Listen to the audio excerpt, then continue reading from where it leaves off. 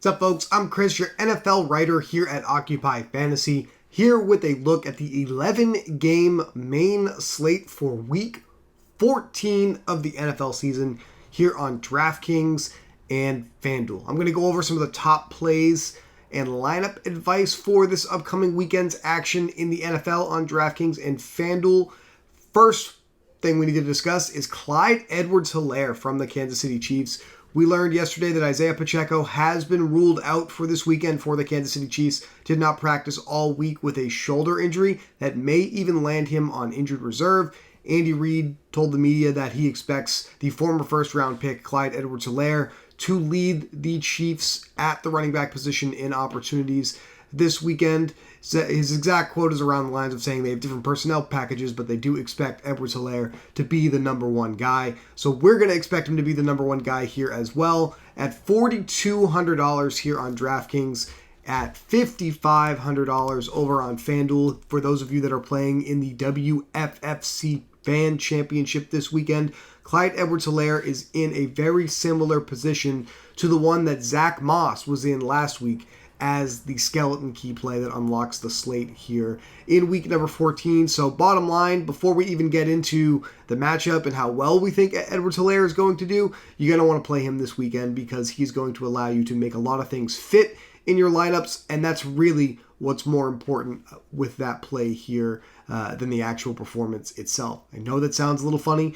but Edwards-Helaire's salary does allow you to fit a lot of the best plays around him, and that is exactly how we're going to find success this weekend. Now, as far as the matchup itself is concerned, the Buffalo Bills are the underdog side of this game. The Chiefs are playing the Bills in what is the highest total game on the board in betting markets this weekend in week number 14. Bills are roughly average defending the run and slightly below average defending running backs in the passing game. If we assume Edwards-Helaire is going to take over the vast majority of Pacheco's role, that's going to be around 66% of team carries and around 9 to 10% of team targets here in this matchup at a virtually free salary. We're going to want to make sure we have Edwards-Helaire in all of our low-risk / cash lineups and probably in all of our high-risk lineups, whether they're small field or large field, as well here in week number 14. That's enough on the former first-round pick from the Kansas City Chiefs. I like to go through the biggest favorites on the board to look at the other spots that are pretty favorable for running backs on this slate.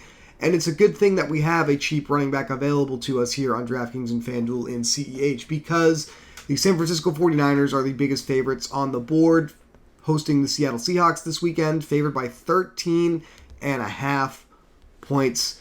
I think you know where I'm headed right now, folks. Christian McCaffrey, the number one running back in the NFL. We're going to want to get him into our low-risk lineups definitely here, probably into some high-risk lineups as well. The 49ers are going to have a really, really favorable spot here with the Seahawks pretty banged up. It sounds like Geno Smith is very questionable to play. Both of the top two running backs for the Seahawks are very questionable to play, Zach Charbonnet and Kenneth Walker. So this could be a game where the 49ers will just dominate from beginning to end and ends up being a very favorable game script for McCaffrey, who's going to see his normal allotment of 20 to 25 touches and a minimum of 20 fantasy points. This is just basically what he does week in and week out. We've seen 20 plus fantasy points every week since week 7 with McCaffrey here. In fact, just 2 weeks ago on Thursday Night Football on Thanksgiving against the Seattle Seahawks, almost 34 DraftKings points here from McCaffrey in a big game. $9,200 here on DraftKings, $10,500 over on FanDuel for those of you playing in the Fan Championship, and I think well worth the price of admission, even though it is at the top of the salary table here in week number 14. Second biggest favorite on the board is the Baltimore Ravens.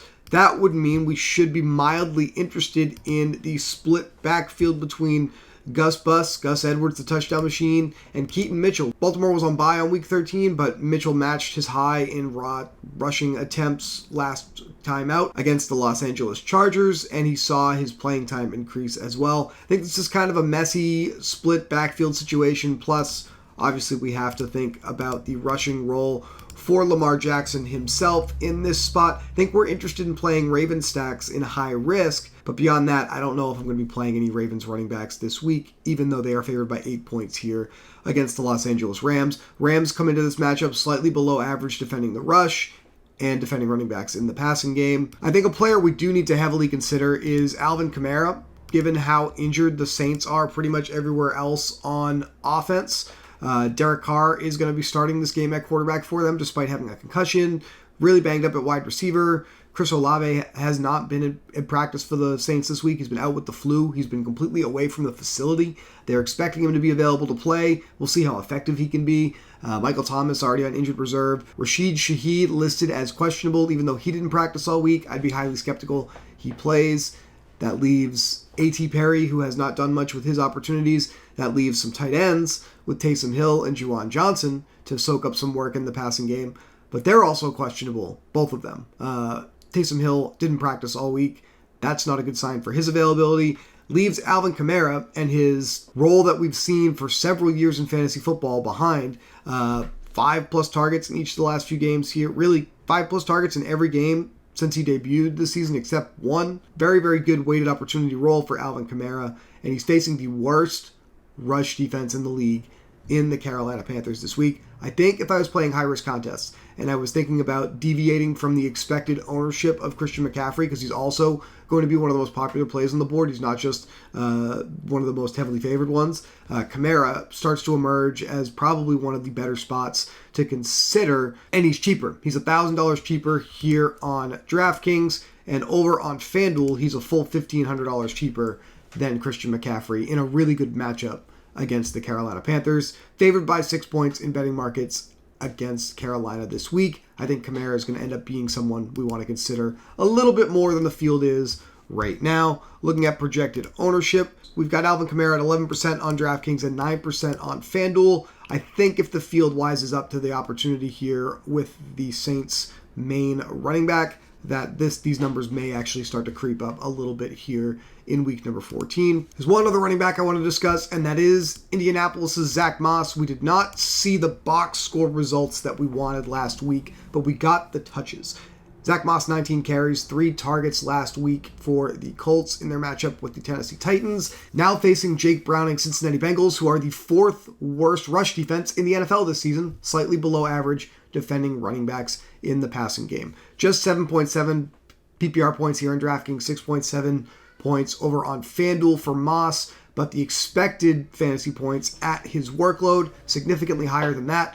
We're going to bet on some regression here and still see a very affordable salary for Moss, who basically played all of the opportunities at running back for the Colts that we care about in week number 13. So we're going to go right back to the well here at his very affordable price of $5,900 on DraftKings and $6,800 over here on FanDuel. Looking at ownership projections, model projections, we have Moss and McCaffrey as the 2 best plays on DraftKings and FanDuel at running back. We also have them as the 2 highest owned running back plays on DraftKings. That means they are the base price of admission in low risk / cash lineups this week. So you're going to want to make sure you have them when you sit down to build for this slate. But in low risk contests, believe it or not, we're still looking at affordable plays at the quarterback position, and Justin Fields stands out from the rest of the pack here on DraftKings at $6,800, especially with his expected rushing upside. Fields tends to produce, it's a very small sample, but Fields also tends to produce much more heavily on the ground in matchups with the Detroit Lions.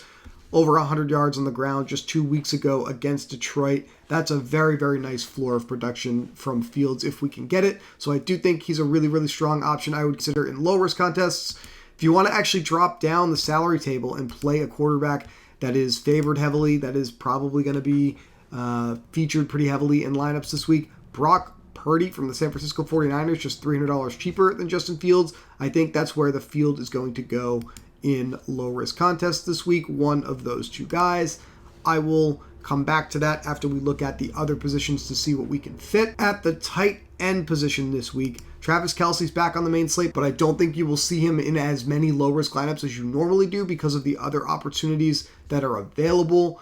Baltimore, without Mark Andrews for the rest of the season, for example, has a very affordable tight end in Isaiah Likely, who got 6 targets in his first start last time out against the Chargers. We're going to see a lot of opportunity for him in this spot in an extremely good matchup. Chargers are the 4th worst defense defending tight ends in the NFL this season, so likely at $3,500 on DraftKings, probably the ideal low-risk tight end here. Others that the field are going to consider, Dalton Schultz is out, so Brevin Jordan, not the minimum price anymore, but also on the table here. Don't like him as much this week as I did last week. David Njoku, 30 targets, raw targets over the last 3 weeks of play for the Browns. About a 25% target share in a good matchup here against the Jaguars. Also going to be pretty popular in low-risk contests. But let's go with likely for now for the Baltimore Ravens. On the defensive side of the ball, Jaguars beat writers are suggesting there's a good chance Trevor Lawrence can play in this game against the Browns. I don't know how true that's going to be. We're going to have to monitor that over the next 24 to 36 hours here. But the field is going to be playing Browns defense pretty heavily on DraftKings and FanDuel, anticipating that the Jaguars are going to be starting CJ Beathard against the Browns and their very, very high-performing defense this season. So we'll use them in low risk as a result. Our model is pretty high on the Chiefs as a good defense in high-risk contests this week, and at their affordable salary, that definitely mixes things up and makes it interesting on DraftKings and FanDuel. If you need a cheaper defense over on FanDuel, I do think the Rams are somewhat interesting, basically close to the bottom of the salary table here on FanDuel. Over on DraftKings, there's a couple of different opportunities for a cheap defense in high-risk contests. The Chiefs, pretty close to the best one you can consider, given their ranking in our model and their position in DraftKings salary table, but the Rams right there actually a little more expensive here on DraftKings. In low risk beyond the Cleveland Browns here on DraftKings, we also have the Baltimore Ravens in the matchup with the Rams that we expect to be pretty popular, but they're a few $100s more expensive. So I'm going to leave the Browns in the low risk lineup here on DraftKings for now as we go through the wide receiver position. And speaking of the Cleveland Browns, there is a wide receiver that we expect to be extremely popular on DraftKings especially. Number 1 wide receiver in our model right now, believe it or not, Elijah Moore from the Cleveland Browns. Probably going to be the number 1 wide receiver for the Joe Flacco-led Browns this week. That is what we're expecting. Amari Cooper, questionable to play in this game with a concussion, did return to practice on Friday, but we're skeptical that Cooper is going to play. He does at least have a chance to be cleared tomorrow. $4,500 for Elijah Moore. Look at the targets over the last 4 weeks, 7+ targets. We got 12 of them last week alone against the Rams for Moore. Just 4 receptions for 83 yards. Really, really high average depth of target for Elijah Moore in the recent sample of games. That is also attractive on the underperforming wide receiver list for week number 14. Number 1 play in the Occupy model. Elijah Moore going to be the first guy we want to get into our low-risk lineups because of all of that and also the anticipated projected ownership here on DraftKings. What's interesting about this week is there are underperforming wide receivers, I think, up and down the salary table, up and down the ownership table on DraftKings that are all viable plays in low-risk contests. It's a kind of a strange week overall for that. Garrett Wilson projects to be even more popular than Elijah Moore on this slate. Garrett Wilson of the New York Jets at just $5,500. Going to have Zach Wilson back under center. I struggle with playing Garrett Wilson and someone from this Jets offense in a low-risk contest, but if it's going to be anybody, it's going to be Garrett Wilson this week that we would consider. Let's go back to the full wide receiver picture here. Drake London from the Atlanta Falcons, just $4,600 here on DraftKings, $6,400 over on FanDuel. Going to be one of the 3 most popular wide receivers that you can play. Rashee Rice from the Kansas City Chiefs has emerged as the best wide receiver in this very mediocre wide receiver room for the Kansas City Chiefs. He'll be popular on DraftKings and FanDuel. Those are the guys you're going to see largely featured in low-risk lineups this week at wide receiver. There's really not a pay-up wide receiver that's going to be featured pretty heavily in low risk this week, which makes it kind of an interesting slate, in my opinion here. So Rice would give you a second player and exposure to this Chiefs offense and their high implied team total, second highest implied team total on the slate. I think we want to go with London at his anticipated ownership and price. $75.50 per player remaining. Let's think about what this lineup looks like if we go back to the popular low-risk quarterbacks in Justin Fields or Brock Purdy. starting with Fields. See, we have $8,300 left at wide receiver. That allows us to play anybody except the top 3 wide receivers on the salary table here on DraftKings. Now let's go see what the Occupy model thinks about what's going on this final spot. It does look like Detroit's Amon-Ra St. Brown, even though we only project him for about a modest 9% on DraftKings, is right in line with something we should be considering here. The Chargers' Keenan Allen, a little bit more expensive, is also the second highest ranked wide receiver on the board for us here on DraftKings. So playing around with some of our plays in the lineup here to maybe get up to Keenan Allen for the final spot. We want to definitely maximize the targets and the opportunities in low risk contests here on DraftKings. Now that's DraftKings low risk. How about FanDuel, especially those of you playing over on the Fan Championship, trying to pay a little bit more attention to that slate for you this weekend?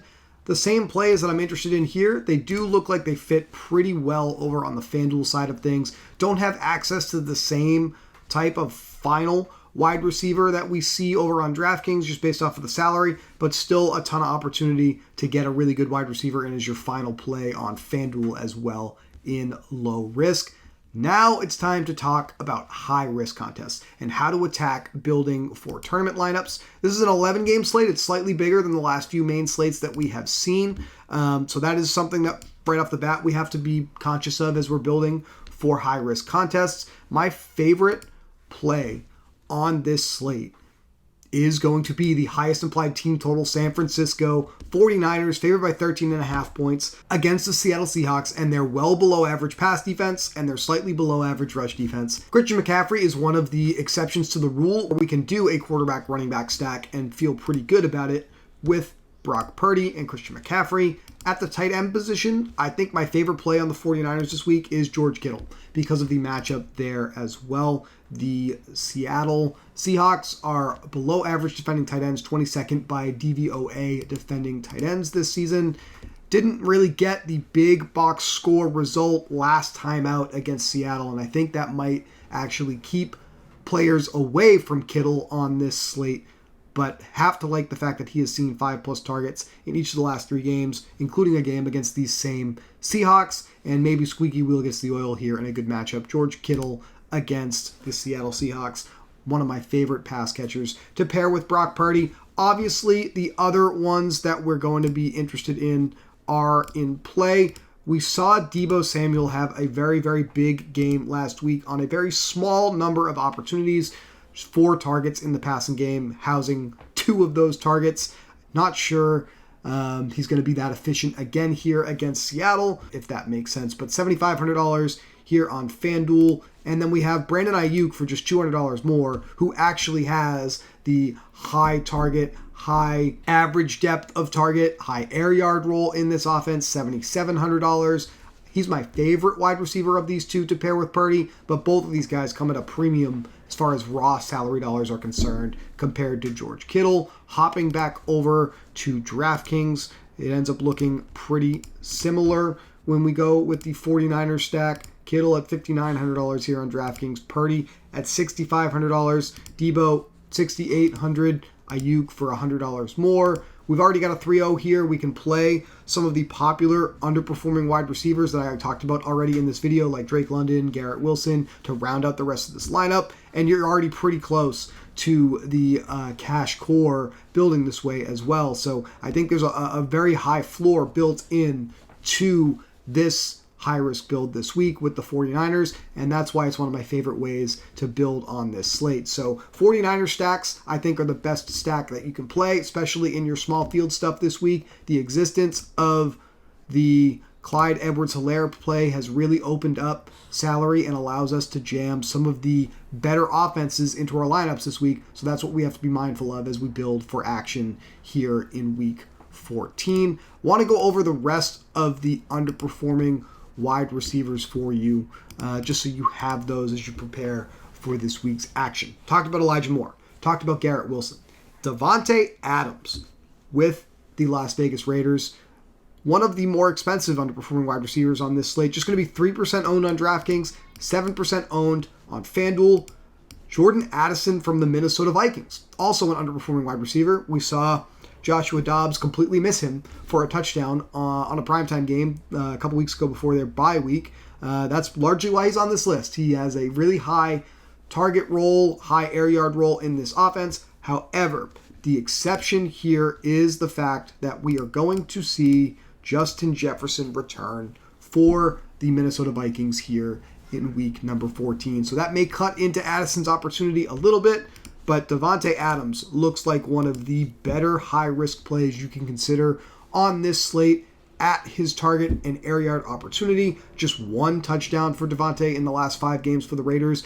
I know it's Aiden O'Connell. Hasn't been the best experience for the Raiders offense over the last few weeks, but this is still the primary weapon for the Raiders. This is going to be one of the better game environments on the board in the Dome there in Las Vegas. So just be aware of that as you're building for this week's contest. If we had better quarterback play available to us, I probably would be more interested in stacking this game between the Vikings and the Raiders, but there's plenty of opportunity with the wide receivers, and I think these are guys we want to consider in our high-risk lineups, and we're probably going to be able to do it in certain types of builds. Adam Thielen from the Carolina Panthers has not really had a big game in a few weeks here, but the role is still intact. Chris Olave from the Saints. Jonathan Mingo from the Carolina Panthers, another wide receiver that's going to pop specifically on DraftKings because of the $3,500 price tag. There's 3 wide receivers there in that Panthers and Saints game you can use for some correlation in high-risk lineups. Tyler Lockett from the Seattle Seahawks can be used as a bringback in these 49er and Seahawk builds. Typically, when an offense is favored by double-digit points, you don't need to use a bringback, but Lockett is sitting right here in a decent salary range in a way that doesn't really handicap our lineups too much if we want to get him in here. So I don't mind doing that here if that's the direction you choose to go. Just know that you don't have to force the Seattle bringback in the San Francisco stacks that I'm advocating for this week. Over on FanDuel, let's take a look at Lockett as well just to see how the lineup ends up looking. We have $5,900 remaining, and there's definitely wide receivers that are more than playable in this range, especially if you want to go with our number 1 play, Elijah Moore in a San Francisco stack. Rounding out the underperforming wide receivers, Denver's Cortland Sutton and Jacksonville's Zay Jones, who should see his role increase with Christian Kirk on injured reserve. It's just a question of what the quarterback play is going to look like, whether that's CJ Beathard or a less than 100% Trevor Lawrence against one of the tougher defenses in the league this season. So that's the underperforming wide receiver list. 10 options here on this 11-game slate. These are wide receivers that have seen tons of targets, tons of air yards, haven't necessarily met their expected fantasy points compared to their opportunities. So these are guys that we want to play in tournament lineups here in DFS in week number 14. All right, so you don't want to stack the 49ers. You don't want to duplicate everybody that's watched this video and knows how to attack the slate appropriately. What else can you do? The Bills and the Chiefs. It's the highest total game on the board. One of my favorite ways to build tournament lineups is to use a running back as the bringback while we're stacking the opposing offense. So you can use the underdog Buffalo Bills. You can get Josh Allen. You can get Stephon Diggs. And I'm interested in a affordable price for Dawson Knox, who should be returning from injured reserve here in week number 14. He was seeing about 15% of team targets before he suffered the wrist injury that knocked him out for the better part of the fall here. Got full practices in all week this week and is on track to return for the Bills here. Before that injury, we saw a lot of 2 tight end sets for the Bills with both Knox and Kincaid running a healthy amount of routes at the expense of the wide receiver 3. So Khalil Shakir, who has seen his role increase over the last few weeks, I think he's at risk of seeing that role decrease here with Knox back in the fold. But to be completely clear with you, I am purely speculating on that.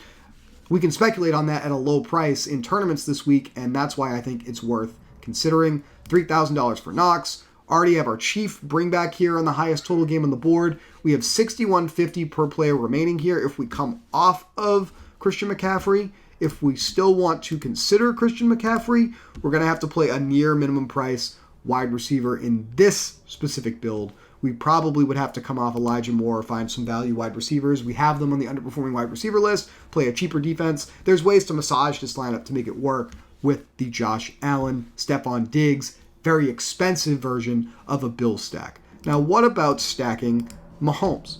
If we're going to play Patrick Mahomes here, I do think you can leave Edwards-Helaire in the lineup just because of how affordable he is. Rashee Rice at wide receiver is probably the best option just given his price and the targets that we've seen in recent weeks for him.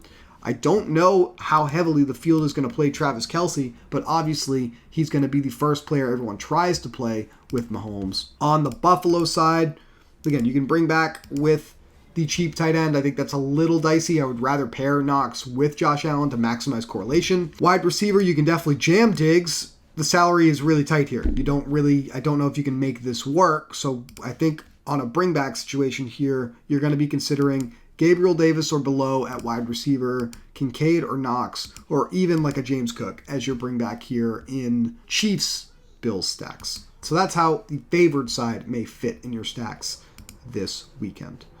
Baltimore's Lamar Jackson. I think this is one of my favorite stacks that you can consider, especially considering that Baltimore is going to be one of the 3 highest implied team total offenses on the board, favored by 8 points. Talked about this at the beginning of the video with the running backs. Lamar Jackson, we have his favored weapons at wide receiver, guys like Zay Flowers, who have seen a lot of targets. 8 targets last week in the absence of Mark Andrews. Pulled off that rush attempt for a touchdown. Had a really, really long touchdown called back in that game against the Chargers. This is a wide receiver that I think has more room to grow as far as performance is concerned. We already know that Isaiah Likely is going to be one of the more popular tight ends on this slate. We know that on the other side of this game, that Kyren Williams is basically 94% Todd Gurley. That's what everybody is saying at this point. So potentially the best running back that you consider in all of fantasy football land. Still just $7,300 here on DraftKings. We got $6,350 for 2 final wide receiver spots, and we already know there are plenty of plays up and down the board that fit there. Let's go back over to the Fan Championship and take a look at playing the Ravens. We got Lamar Jackson in here. Come off of Christian McCaffrey, play Kyren Williams at an affordable $8,800. We get Zay Flowers as the best wide receiver to pair with Lamar Jackson. Isaiah Likely at tight end, $7,700 for our final 2 wide receiver spots. And once again, we know we have plenty of options on the board to make that fit here in your tournament lineups. This is an awesome week for fantasy football. This is a big week for those of you in season-long leagues that are coming down to the wire here with your final chance to qualify for the playoffs if you haven't already. Good luck. However you're playing fantasy football this weekend, it's one of our favorite things to do. That's why we're here making these videos for you. That's why we're talking about daily fantasy. Daily fantasy is something that heats up throughout the rest of the regular season and postseason. If your season-long hopes have been dashed, don't worry. You can still come here and play some daily fantasy and have a nice little sweat every single weekend. Really appreciate you guys watching our videos. If you want to be notified of more content coming up, it'd be really good if you could make sure that you are subscribed to the channel. Our schedule is going to be a little weird over the next week, but also over the rest of the regular season. This upcoming week, Brian is going to be going to Arizona for the DraftKings Fantasy Football World Championship. Qualified for that a couple of weeks ago. So he'll be out there with Moose, and they'll be producing some content live from Arizona on the channel. So you're going to want to make sure that you are subscribed to have access to Brian's brain and what he's considering for this $14 million prize pool with $2.5 million up for grabs to first place here on DraftKings. And obviously we have all the NBA content that we've been producing. We have UFC content that we've been producing. I know the PGA is going to be heating up fairly soon here. You're going to see more content on the channel. So subscribing is the easiest way for you to get notified what we have coming out for you on this channel. Good luck in week 14, and I will be back next week to talk to you about week 15 in the NFL.